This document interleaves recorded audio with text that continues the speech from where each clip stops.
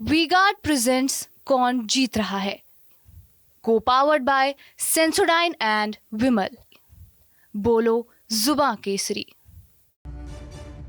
नमस्कार, आप सभी का बहुत बहुत स्वागत है टीवी 9 भारतवर्ष पर अड़ी के इस स्पेशल एडिशन में। और देखिए, आज हमारी हाईटेक बस पहुंची है वो जगह जो बिल्कुल परिचय की मोहताज नहीं है। ये आपके सामने जो बैट दिख रहा है ना, ये वो बैट है जिसको महेंद्र सिंह धोनी ने यहीं पर इसी मैदान में इसी तरह के बैट से प्रैक्टिस करते हुए भारतीय टीम के कप्तान तक, ऐतिहासिक करियर तक उन्होंने वो वहां पर उस ऊंचाई को हासिल किया है। और आज हम यहीं से रांची के इसी हरमू मैदान से बात करेंगे कि चलिए, रांची में जो इस वक्त एक बहुत बड़ा चुनावी मैच चल रहा है, आखिर उसमें कौन विनिंग शॉट खेलेगा और कौन प्लेऑफ की रेस से बाहर हो जाएगा। और जैसे देखिए आप, इस वक्त चारों तरफ बच्चे खेल भी रहे हैं। ये देखिए, एक मैदान पर बॉल भी हमारे सेट पर आई है, ये देखिए आप। तो यहां पर बिल्कुल पूरा यहां पर माहौल सेट है। एक तरफ क्रिकेट है, दूसरी तरफ चुनावी मैदान है।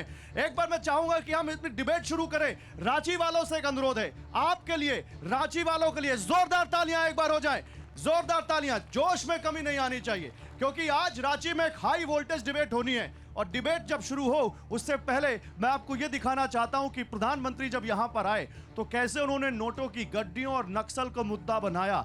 तो झारखंड में नक्सल, नोट, आखिर झारखंड किस पर करेगा वोट, इस पर हम बात करेंगे। जल्दी से सुनिए प्रधानमंत्री नरेंद्र मोदी ने क्या कहा। कांग्रेस वाले जामुमा वालों को विकास का क ख ग ग भी मालूम नहीं है। और इनका तरीका क्या है? झूठ बोलो। झारखंड सुनते ही नोटों के पहाड़ देखने को मिलते हैं। याद करो हर पल, भाई कौन झारखंड?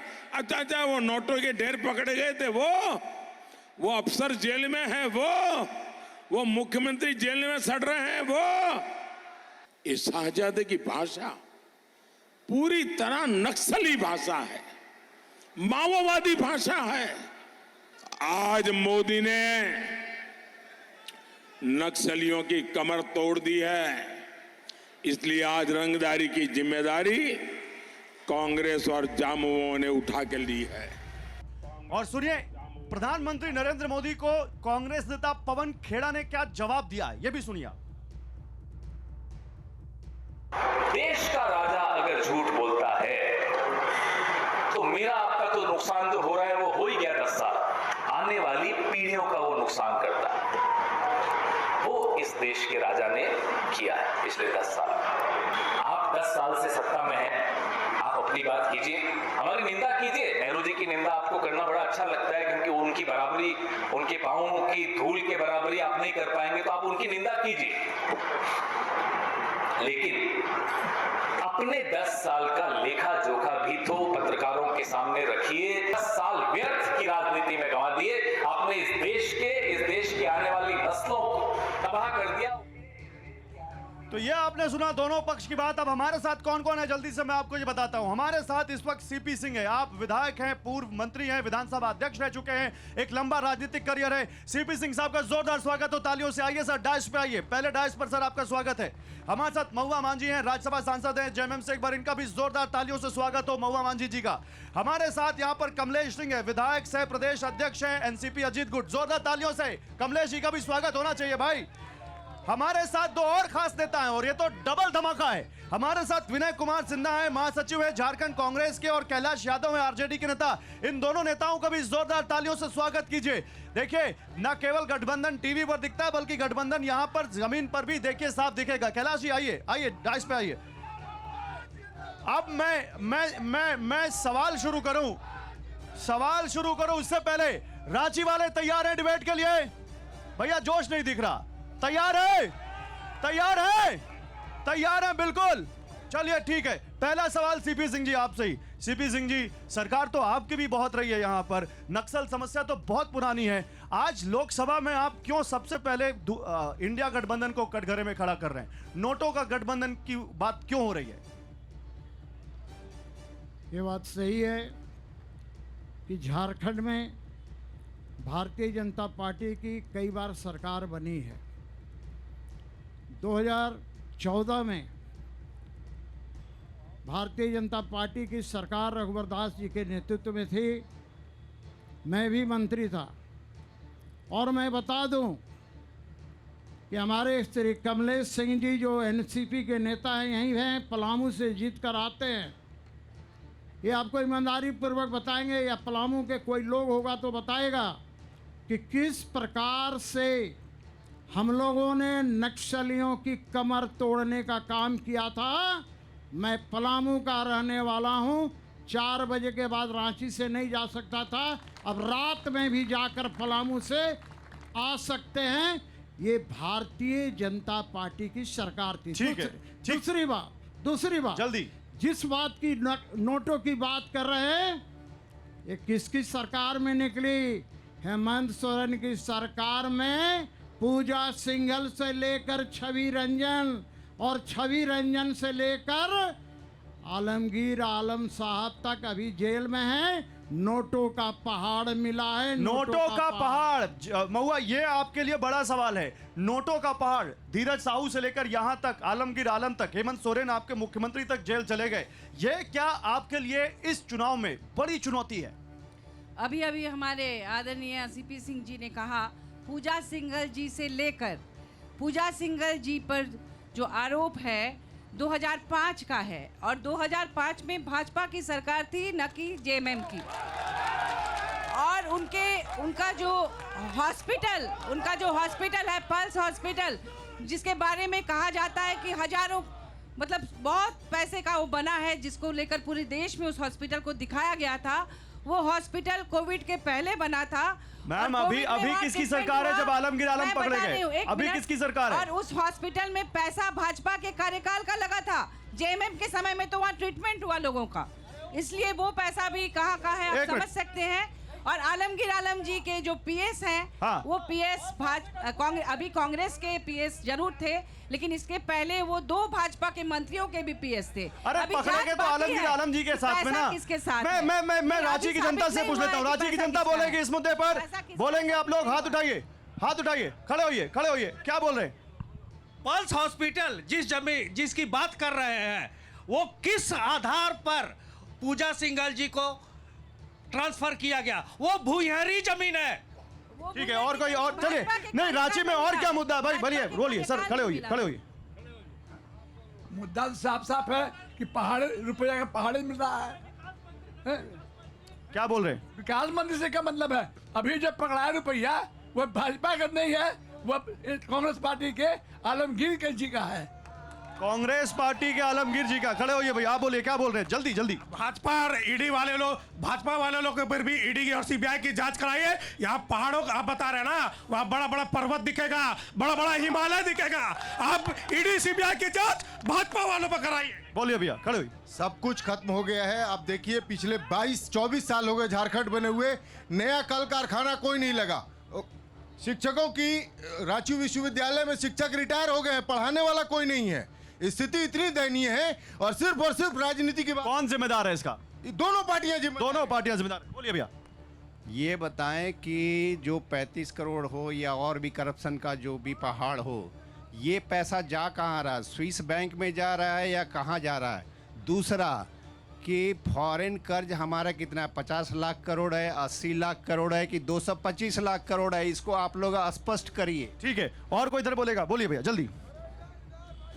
ईडी की कार्रवाई हो या किसी की कार्रवाई हो, अगर राज्य में जेएमएम की सरकार है और अगर भाजपा वाले दोषी हैं, तो उनकी सरकार में जो उनके पुलिस है, उनकी सीबीआई है, एजेंसियां हैं, वो क्या कर रही है? आप पकड़िए ना, आपको मना। ठीक है भैया, एक मिनट भैया। कैलाश जी, विनय जी, आप लोग बताइए। विनय जी, पहले आप। ये आप लोग कहते हैं ईडी का दुरुपयोग हमारे खिलाफ हो रहा है, बीजेपी के खिलाफ नहीं हो रहा है, तो आपके पास भी तो पुलिस है। आपने कितने भ्रष्टाचारियों को पकड़ा बीजेपी वालों को? 5 पूर्व मंत्रियों पर ऊपर 5 पूर्व मंत्रियों पर आपका इंक्वायरी चल रहा है, जो भारतीय जनता पार्टी के हमारे बड़े भाई सीपी सिंह अभी बता रहे थे, क्या ये बताएंगे आलमगीर साहब के पास जो पैसे गिरफ्तार कितने हुए उनमें से? आलमगीर साहब के पास जो पैसे में उनके स्टाफ के पास जो सेक्रेटरी था उनका बिला है, वो दो पूर्व मंत्री उसमें सीपी सिंह भी थे, उनके भी पीएस रह चुके थे और विमला प्रधान के भी रखे थे, और उसमें वो 500 रुपए का पुराना नोट जो मिला है वो इस 2016 के बाद का नहीं है। ठीक है कैलाश जी देखिए, अभी देश का सबसे बड़ा मुद्दा बेरोजगारी और महंगाई है। इस पर अभी यहाँ युवा वर्ग बैठे हुए हैं। ये जानना चाहिए कि देश में 45 बरस में सबसे ज़्यादा जो बेरोजगारी आया, इस पर भी चर्चा होनी चाहिए, क्योंकि देश का ये आम चुनाव है। देश का आम चुनाव में युवा वर्ग जो है कि परिवर्तन के मूड में है। आज पूछना चाहिए कि जो देश की युवा वर्ग जो तकनीकी शिक्षा लेकर जो डिग्री प्राप्त किए हैं, आज नौकरी कर रहे हैं कि सड़क पर हैं। अच्छा ठीक है, आपने बड़ा अच्छी बात कह दी, मैं इसी पर आने वाला था। देखिए, हम लोकल मुद्दों की बात कर रहे हैं, लेकिन नेशनल मुद्दे कितने आ गए हैं रांची में। झारखंड में नेशनल मुद्दों की बात हो रही है, महंगाई की बात, रोजगार की बात हो रही है। बोलो भैया, बढ़िए बोलिए। नेशनल मुद्दा ये है कि एचईसी जो नेशनल इंटरनेशनल कारखाना है, उसको भाजपा ने अपने 10 साल के शासनकाल में एक नया फूटल कौड़ी नहीं दिया, और यहाँ के जो सांसद हैं घरियाली आंसू बहाते हैं। और महेंद्र पांडे जो बनारस के इसके मंत्री हैं, वो जब गए थे मिलने के लिए तो उन्होंने कह दिया कि एचईसी को छोड़ कर के बात कीजिए। अच्छा ठीक है, इधर भैया पीछे वाले बोल रहे थे, बोलो भैया बोलिए। कर्नाटक में भाजपा का विधायक जो है सो नोटों को बेड पर सोता था, प्रमाण है, देख ले से तो फोकस कर सकते हैं। तो इसका जवाबदेह कौन है? मोदी जी हैं कि अपना जिम्मेवारी लेंगे कि पल्ला झाड़ देंगे? ठीक है, ये बड़ी बात है। ठीक बोलिए भैया। यहाँ पर जो भ्रष्टाचार का लगातार, थोड़ा तेज बोलिए, ऊंची आवाज। यहाँ पे जो लगातार कार्रवाई हो रही है, तो जिसके यहाँ पे छापा पड़ा वहाँ पैसा पकड़ाया तभी कार्रवाई हुआ है। तो पैसा रखे हैं तब तो कार्रवाई हुआ। अच्छा, क्या बोल रहे हैं, कौन रख दे रहा है पैसा? वो लोग के घर में भाजपा वाला ले जाकर रख दे रहा है कि मोदी जी रख दे रहे हैं कि ईडी वाला रख दे रहा है? इतना पैसा जो मिल रहा है कौन रख रहा है ले जाकर के? मैंने ऐसा तो कोई नहीं है कि 30 करोड़ 35 करोड़ 50 करोड़ किसी के घर में ले जाकर रख देगा। इधर बोलिए। जो आलमगीर साहब के जो पीए थे, जिनके पास पैसा पकड़ाया, पुराने मंत्रियों के जो वो पीए रहे हैं, उनका हिस्सा नहीं मिला, तो लास्ट में बहुत कोशिश के बाद उनको पकड़ा दिया गया। इलेक्ट्रॉल बॉन्ड पे केंद्र सरकार नरेंद्र मोदी क्यों नहीं चर्चा करे? सिर्फ बलात्कारियों का समर्थन क्यों करे नरेंद्र मोदी?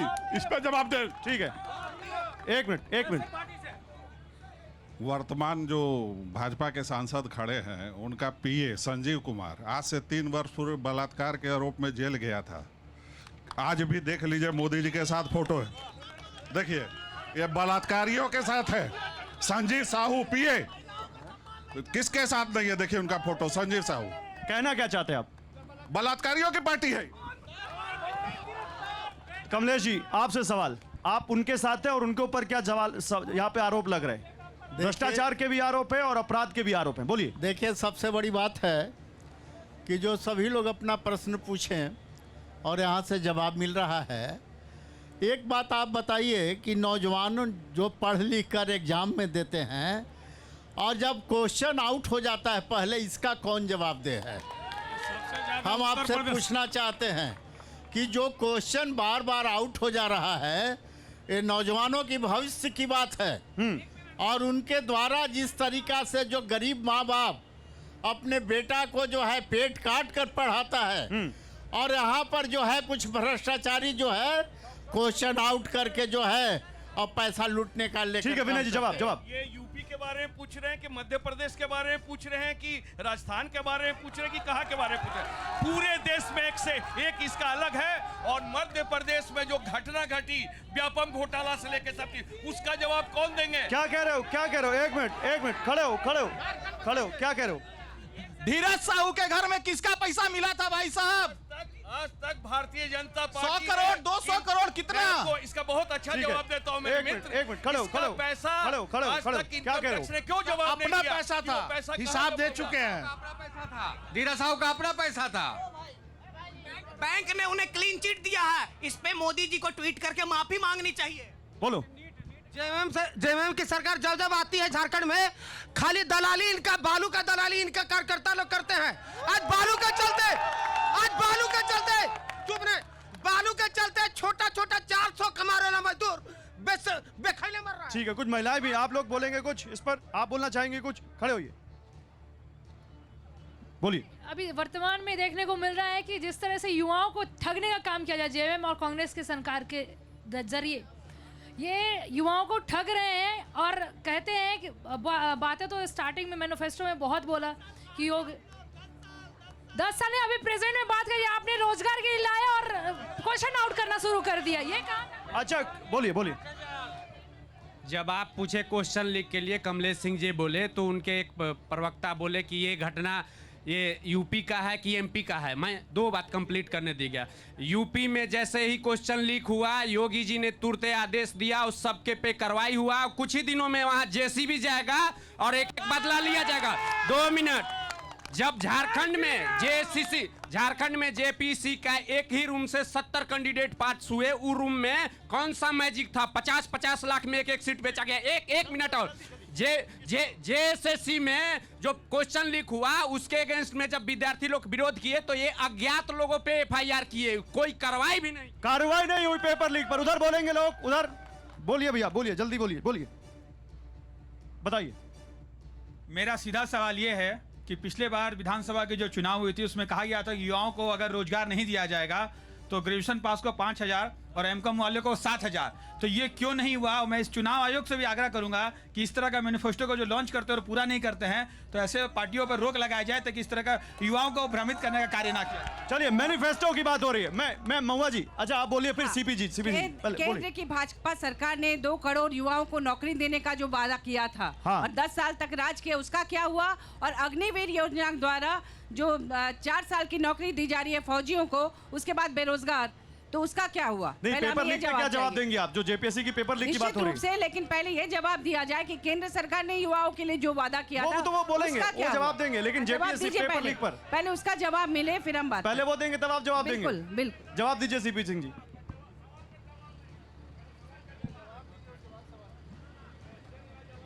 हमारे राज्यसभा सांसद महुआ मांझी जी ने कहा है कि 2 करोड़ रोजगार का क्या हुआ। इनको शायद जानकारी नहीं है और राज्यसभा सांसद जी हैं, इनको जानना चाहिए कि रांची के सीसीएल हेडक्वार्टर में एक महीना पर 75,000 76,000 लोगों को रोजगार दिया गया है, जिसमें झारखंड के लोग भी थे।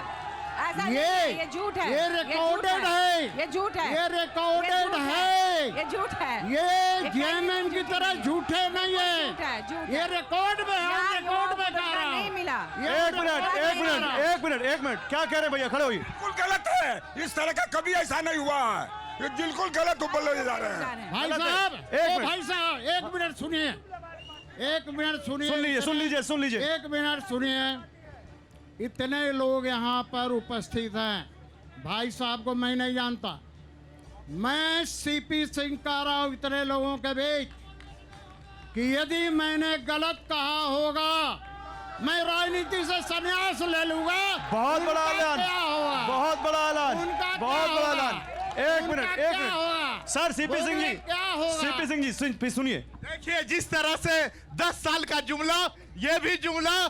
चाचा अब आप कम से कम सच बोलिए, इस अवस्था में आ गए हैं और 10 साल में जो भाजपा की सरकार ने किया उसका तो लेखा जोखा दे दीजिए। अच्छा, एक चीज और, सीपी सिंह जी अभी आपके पिताजी जवान ही हो गए, हमको पता नहीं, पर्सनल बात नहीं, सीपी सिंह जी सही बात है। नहीं, हो गया, मुझे ये बताइए, इसीलिए जवाब देना पड़ा मुझे। सीपी सिंह जी, मेरा एक सवाल है, 12 सीटें थी एनडीए की, पिछली बार 12 थी ना, 400 पार का दावा कर रहे हैं आप। 400 पार में इस बार यहां से झारखंड से कितनी सीटें एनडीए को? मैं आ रहा हूं।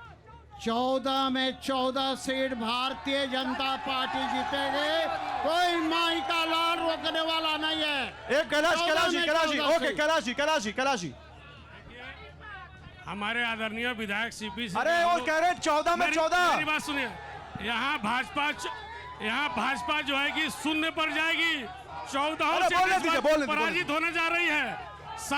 2 चरण में 7 लोकसभा का चुनाव हुआ, 7 0 पर आउट होने जा रहे हैं, बुरी तरह पराजित हो रहे हैं। इसलिए पराजित हो रहे हैं कि सबसे झूठ बोलने वाली पार्टी को अच्छा एक सवाल आप लोगों से एक सवाल सुनिए 400 पार होगा। एक मिनट सुनिए रुके अब एक सवाल आप लोगों से। इधर 14 का दावा है, उधर 400 पार का दावा है। 400 पार होगा बताओ भैया, बताओ होगा कि नहीं? जल्दी। बीजेपी ने बहुत काम किया है, गरीब युवाओं को मुफ्त योजना। बोलो। होगा, बिल्कुल 400 पार होगा मैम बताइए। होगा। खड़े हो बोलिए। हाँ सर, एकदम होगा। आप बोलिए, खड़े होके होगा बोलिए सर, जल्दी। होगा या नहीं? एकदम नहीं होगा। एकदम नहीं होगा, बोलिए सर जल्दी। हमको एक बात कहना है कि 400 पार होगा या नहीं? नहीं होगा, बोलिए। नहीं होगा। पोटली आपकी बार 400 पार। आप तो बीजेपी के नेता हैं, आप तो बीजेपी के नेता हैं। 2004 होगा। 2004 होगा। खड़े होइए। ये बार पेट्रोल 400 पार होगा मोदी के सरकार में। सीट 400 पार नहीं होगा। खड़े होइए। नहीं होगा 400 पार नहीं होगा। भैया आप बोलो। मैं उधर आ रहा हूँ। इनके 400 पार में तो अब नीतीश कुमार जी तंज कसना चालू कर दिए। उनके सहयोगी कहते हैं 4000 पार हो जाएगा। ठीक है, बोलिए 400 पार होगा भैया कि नहीं? देखिए अच्छे लग रहे हैं। जी देखिए अब आप देश का गृह मंत्री इस बात का गवाह है कि रांची के एक मोहल्ला में आकर के पदयात्रा करते हैं। इससे आप अंदाजा लगाइए कि बीजेपी का 400 पार होगा। नहीं होगा। बोलो भैया। नहीं होगा। बोलो भैया। नहीं ऐसा जल्दी जल्दी। छोटा गाना 416 होगा। बोल एक मिनट बोलने 400 पारे अवतारे मोदी के लाहौर बा। 400 पारे अवतारे मोदी के लाहौर बा। एक मिनट अब जनुआ, अरे रांची हमार बीजेपी के लाहौर बा। अब रांची हमार बीजेपी के लाहौर बा।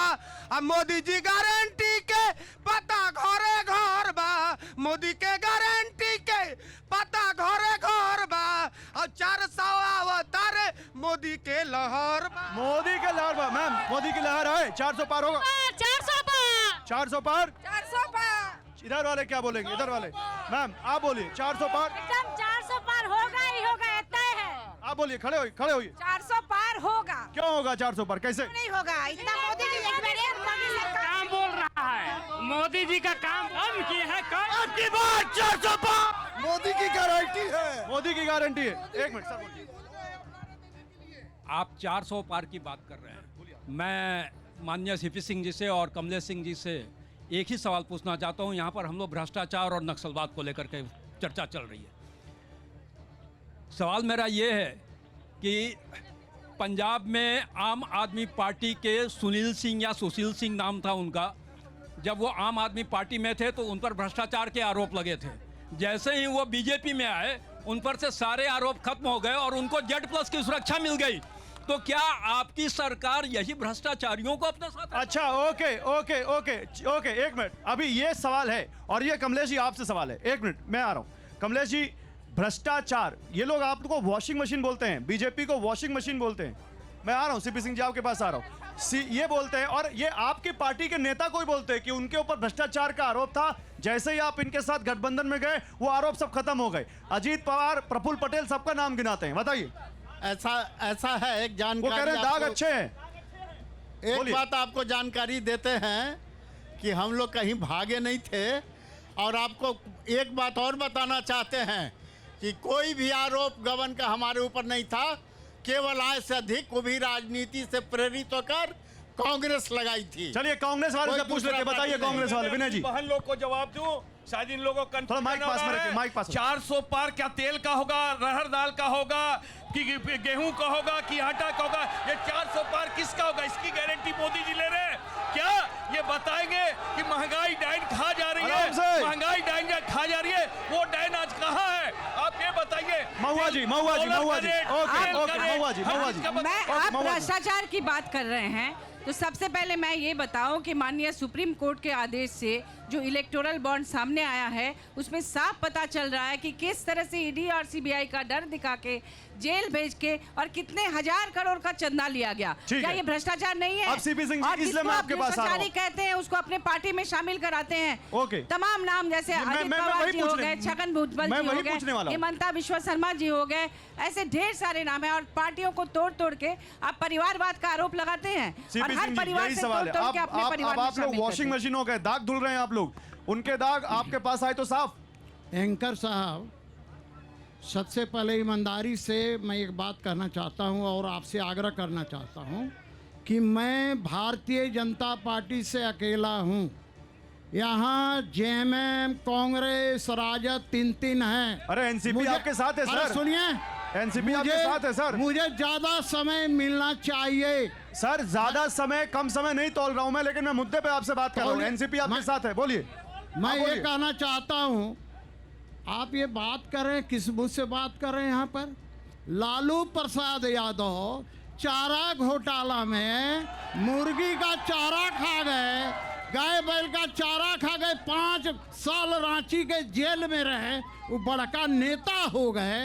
अजीत पवार से लेकर जिनका भी चर्चा इन्होंने किया है, किसी के ऊपर आरोप साबित नहीं अभी तक हुआ है। और जिस दिन आरोप साबित हो जाएगा, भारतीय जनता पार्टी उससे अलग रहेगी। सर एक चीज बताइए। नहीं सर, बात सुन लीजिए। सर सवाल आप लोग रुकिए। अरे रुकिए भैया, रुकिए, आप लोग रुकिए। सर अरविंद केजरीवाल पर कौन सा आरोप साबित हो गया सर, बताइए जरा। अरविंद, बताइए सर जरा। मैं कह रहा हूँ अरविंद केजरीवाल शराब घोटाले में आरोपी है, दोषी नहीं आरोपी है। हैं। तो मैं तो कौन कहा सा आरोप साबित हो गया? अजीत पवार भी आरोपी हैं। अजीत पवार भी आरोपी हैं। और भारतीय जनता पार्टी का संस्कार ऐसा है कि जो यहाँ आएगा संस्कारी होकर जाएगा। संस्कार कंडक्ट में भी दिखना चाहिए सर। एक मेरा सवाल कांग्रेस से है। ये कह रहे हैं 400 पार नहीं होगा। यहाँ रांची की स्थिति के मैं बता रहा हूँ, 18 लाख से अधिक वोटर है यहाँ पे। एक ऐसे कैंडिडेट को टिकट दिया जो कांग्रेस के प्रत्याशी भी नहीं जान रहे होंगे यहाँ पे कि वो कौन है। अच्छा, ओके ओके। सीधी सी बात है, कांग्रेस यहाँ 60 सालों तक राज की देश में, इन्होंने हमेशा एजेंसियों का दुरुपयोग किया, तो इन्हें लगता है सरकार भी एजेंसियों का दुरुपयोग करती है। लेकिन जो भ्रष्टाचारी है वो मोदी सरकार में बच नहीं सकता। अच्छा ठीक है, भ्रष्टाचार की बात हो रही है, अब बात भ्रष्टाचार की कर लेते हैं। भ्रष्टाचार कितना बड़ा मुद्दा है, बोलेंगे आप लोग? बोलेंगे भ्रष्टाचार पे, बोलेंगे हेमंत सोरेन पे, बोलेंगे जो मोदी जी बोल रहे हैं नोटों के ड्यूज पे, बोलेंगे। भैया खड़े आप बोलिए। ऐसा है कि ये 400 पार की बात कर रहे हैं। कांग्रेस की सरकार और जेएमएम की सरकार पिछले 6 महीने में और 6 महीने के अंदर यहाँ 400 करोड़ पार कर चुकी है। ओके, इधर और कोई नहीं बोलेगा, बस यही बोलेंगे, और कोई नहीं बोलेगा। हाँ, अभी हमारे साथी बोल रहे थे एनसीपी वाले, क्या नाम इनका हुआ, 400 पार, अरहर का दाम, खेसारी का दाम बोल रहे थे। ये किसानों के लिए फायदा बोल रहे हैं, किसान को फायदा होगा।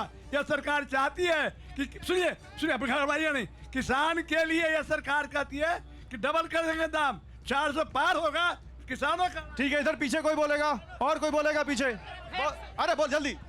वैक्सीन कंपनी से पैसा लिया गया और जो गांव का मांस की व्यापार करते हैं उससे 250 करोड़ रुपया लिया गया। और इधर अरे भैया, दाग अच्छे वाले भैया, इधर आओ। 400 का बात कर रहे हैं मोदी जी, 400 बात कर रहे हैं, तो मुसलमान यहाँ किराएदार नहीं है। 400 पार कैसे की बात कर रहे हैं? मुसलमान को किराएदार समझ रहे हैं यहाँ पर। मुसलमान कहाँ से आ गया इसमें? तो 400 पार कहाँ से आ गया? 400 पार कहाँ से आ गया? हिंदू मुसलमान तो सब वोट डालेंगे यहाँ। मुसलमान, अच्छा हिंदू मुसलमान कोई मुद्दा है क्या झारखंड में? है क्या? है? इधर खड़ो ही। बिल्कुल भी नहीं है। बोलिए। मोदी जी का जितना भी योजना है उसका सबसे ज्यादा फायदा तो उन्हीं को मिला है। ओके, बोलिए। योजना का लाभ उन्हीं लोग को मिला है, तो कैसे बोल रहे? बोलिए। संख्यक मुद्दा कोई नहीं है, भाजपा में हर अल्पसंख्यक भाजपा ही है, कोई अल्पसंख्यक स्कीम मोदी जी जो भी स्कीम चलाए हैं उसमें मुस्लिम हिंदू कहीं लिखे हुए हैं क्या? आप एक चीज बताइए, भ्रष्टाचार की बात कर रहे हैं तो इलेक्ट्रल बॉन्ड में 6,566 करोड़, यानी कि 54.77% जो है वो बीजेपी के पास आया। तो क्या ये भ्रष्टाचार का नमूना है या क्या? सर मैं तो पूछ रहा हूँ, कोई बोल ही नहीं रहा भ्रष्टाचार पे। और कोई बोलेगा पीछे? पीछे कोई बोलेगा? मोदी सरकार में हिंदू मुस्लिम, भारत देश में 140 करोड़ का जो जनसंख्या है वो मोदी सरकार में सब एक है। मोदी सरकार सबको। क्या बोल रहे हैं? पाकिस्तान देश में मुस्लिमों का हाथ देख लीजिए। आज भारत का कहीं भी लोग जाता है विदेश में तो उसको क्या इज्जत मिलता है? बोलिए भैया बोलिए।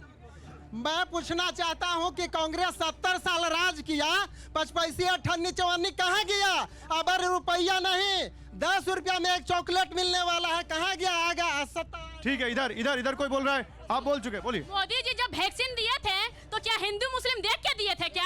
वो तो सभी को दिए थे। उस मोदी जी जो वैक्सीन जो दिए हैं उसमें से कैंसर और हार्ट अटैक का जो है सो पूरा क्लियर कंपनी कर दिया है। जबकि आज तक जितना भी वैक्सीन हिंदुस्तान में लगा है, चाहे वो चेचक का हो, चाहे टेटनस का हो, चाहे आपका बाह पे चौवन्नी का दाग हो, आज तक किसी टीका पर सवाल नहीं उठा। भ्रष्टाचार पे जो आप थोड़ा गेन बढ़ाइए, आवाज बढ़ाइए थोड़ा। भ्रष्टाचार पे जो आपने बात किया, अभी विष्णु अग्रवाल जी को सबसे पहले ईडी ने गिरफ्तार किया था और उसको सबसे पहले छोड़ दिया गया क्योंकि वो जाके बीजेपी में मिल गया। अरे भैया हिंदू मुस्लिम मुद्दा है? नहीं, हिंदू मुस्लिम को नहीं है ना? ठीक है, बोलो।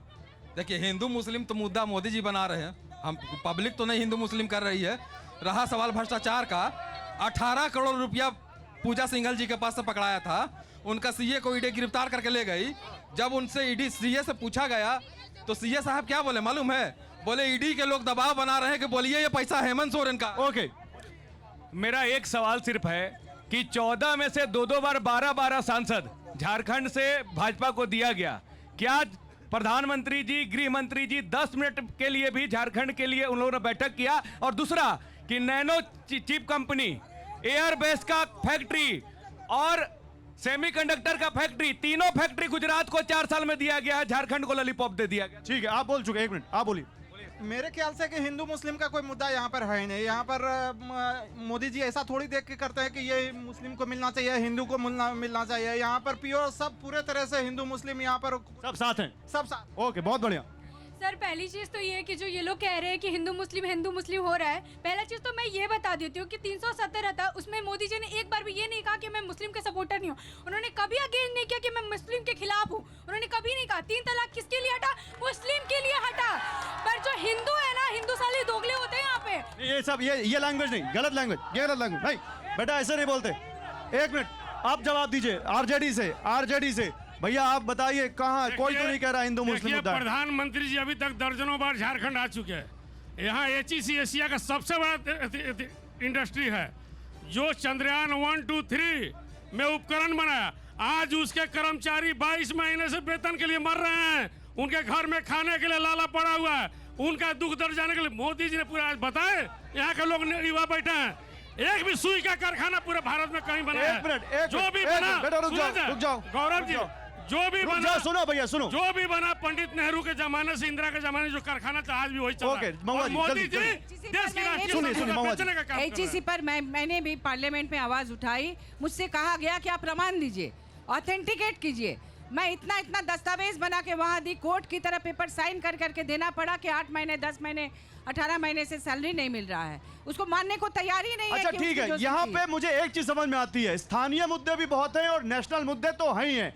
देखिए धारा 370, POK, महंगाई, बेरोजगारी, हिंदू मुस्लिम और ये सब यहाँ झारखंड के मुद्दे, यहाँ जो कुछ बात हो रही है। अब रांची वाले क्या बताएंगे कि उनके लिए सबसे बड़ा मुद्दा कौन सा है? हाथ उठाइए, बताएंगे क्या चाहिए उनको, क्या चाहिए? भैया आप बताओ, बोलो क्या चाहिए? सबसे जरूरी है भ्रष्टाचारी किसी भी पार्टी में हो उसके अगेंस्ट खिलाफ कार्रवाई होना चाहिए। ठीक है। बिहार से बालू मंगा के यहाँ काम हो रहा है, बिहार से पौवा बालू मंगा के यहाँ काम हो रहा है, इससे दुर्भाग्य क्या हो सकता है? हेमंत सोरेन सरकार 5 साल में बालू का ऑक्शन नहीं कर पाया और विकास की बात करता है, तो और क्या आगे कहा जाए? आगे आओ। बेच देता है ये लोग सब, जितना सरकारी नौकरी है ना सब टोटल फिट लोग बेच देता है। कौन? सब जेएमएम वाले। बाप रे भैया क्या मुद्दा है?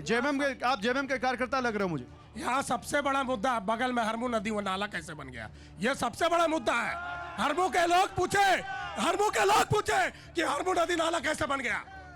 ये पूछा जाए माननीय विधायक सीपी सिंह जी से कि इस नदी को नाला कैसे बनाया गया। ठीक है, ये और कोई मुद्दा रांची वालों के लिए क्या मुद्दा है भैया? रांची वालों के लिए क्या मुद्दा है? ये राष्ट्रीय मुद्दा नली नाला का चुनाव नहीं है, ये देश का चुनाव है। और हम झारखंड के वासी होने के नाते, झारखंड में आदिवासी लोग रहते हैं, पीछे पीछे पीछे झारखंड में आदिवासी लोग रहते हैं, उनकी पलायन का मुद्दा, जो गरीब बेटी जो साहेबगंज, पाकुड़, दुमका, जो शिबू सोरेन के एरिया से हैं, हेमंत सोरेन के, उनका पलायन कैसे रोका जाए, उन पर बात होनी चाहिए। ठीक है, ठीक।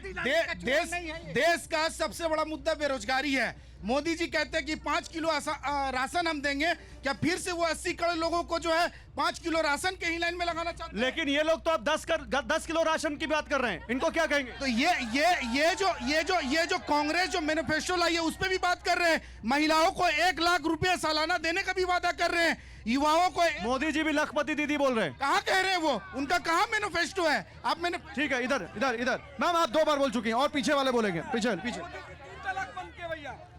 अभी जैसे मुद्दा क्या है? मुद्दा यहाँ भ्रष्टाचार है, गिट्टी बेच दे रहा है, बालू बेच दे रहा है, युवा का रोजगार बेच दे रहा है, सारा का सारा सीट 25 लाख 30 लाख लगातार। अरे लेकिन 2 बार से तो सांसद बीजेपी के ही है यहीं से। सांसद यहाँ है सर, हमारे सांसद सदन में इस बात को उठा रहे हैं कि जेएमएम की जब से सरकार अरे विधानसभा का चुनाव नहीं है, लोकसभा का चुनाव। लोकसभा के चुनाव भी बता रहे हैं, लेकिन स्थानीय मामला है ना, युवाओं के बीच में मामला है। पिछली बार जेएमएम को जो वोट मिला था, युवाओं का उसमें रोल था। ठीक है भैया, मुद्दा क्या है? जेएमएम को फेंकने का काम यहाँ के युवा करेगा। ठीक है, जेएमएम के पास वैसे भी एक ही सीट है भैया। ओके, खड़े हो। यहाँ के सांसद देश के संविधान को बदलने की बात करते हैं, युवाओं की क्या बात करेंगे वो? कौन? संजय सेठ जी क्या बोले? वो संविधान को चेंज कर देंगे, अब की बार आएंगे तो। संविधान कितना बड़ा मुद्दा है यहाँ पर? संविधान मुद्दा है। खड़े होइए, खड़े होइए, खड़े होइए भैया। यहाँ जो है, हम लोग जो युवा जो है, अगर बाप बेटी को टिकट देते रहेगा, उसका नाती को टिकट देता है, तो बाकी पब्लिक का गांव में रहे क्या करेगा? नहीं, ये फालतू बात नहीं, फालतू बात नहीं। नहीं, खड़े हो भैया, खड़े हो। सहारा में 23,000 करोड़ जो मिला गया था गरीबों को बांटने के लिए, आपकी आवाज नहीं आ रही, जोर से बोलिए। सहारा वाला पैसा कब मिलेगा? हाँ तो ऐसा बोलिए ना। इधर खड़े होइए। कैमरे। भ्रष्टाचार की बात करते हैं भाई साहब। सबसे बड़ा भ्रष्टाचारी मधु कोड़ा कहाँ है? झारखंड का सबसे बड़ा घोटाला गीता कोड़ा आप ले लिए गोदी में। भैया, आपके हाथ था तो ठीक। राष्ट्रीय मुद्दे पर बात करते हैं तो जीएसटी पर, जो एजुकेशन की बात करते हैं, और एजुकेशन पर 18% जीएसटी लगाते हैं। जब चुपचाप पुलवामा पर चुपचाप रहते हैं, मणिपुर पर चुपचाप रहते हैं। राष्ट्रीय मुद्दा ये नहीं है। अच्छा, एक मिनट, समय कम है, आप लोग के पास आ रहा हूं, समय कम है। हेमंत सोरेन कितना बड़ा फैक्टर है इस इलेक्शन में? हेमंत सोरेन कितना बड़ा फैक्टर है? बोलिए, हेमंत सोरेन कितना बड़ा फैक्टर है? गरीब आदिवासी मुख्यमंत्री को जेल में डालना, गलत आरोप लगा करके जेल में डालना, संवैधानिक पद पर रहते हुए ईडी का प्रेशर दे करके डालना बहुत बड़ा मुद्दा है। और यह बीजेपी की सरकार को पलट देगी, यहाँ के सांसद को पलट देगी। आप बोल चुके। पीछे। सर, हम 15 लाख के लिए आए हैं, हमको 15 लाख का मामला बता दीजिए। पढ़ाई पे जीएसटी लगाई हुई है बीजेपी सरकार। आज ये बीजेपी वाला का सब जुमलाबाजी है। एक बात बोलना चाहते हैं संजय सेठ जी से कि 2019 में आए थे केवल हरमू, अब चुनाव चल रहा है, अभी तो आ जाइए। कोरोना में नहीं दिखे थे। 1 मिनट भाई, हेमंत सरकार कितनी भ्रष्टाचारी है। ये महानगर के रहने वाले लोग हैं, म्युनिसिपल के अंडर। जल्दी पूरे झारखंड में नगर निकाय का चुनाव नहीं करा रहे हैं और मृत्यु प्रमाण पत्र पे साइन करने का।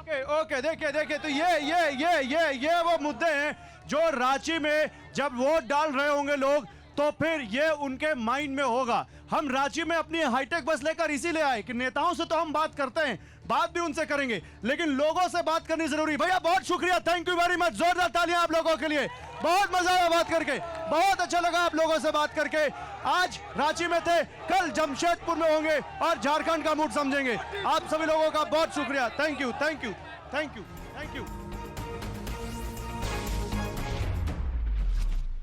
वी-गार्ड प्रेजेंट्स कौन जीत रहा है, को पावर्ड बाय सेंसोडाइन एंड विमल। बोलो जुबां केसरी।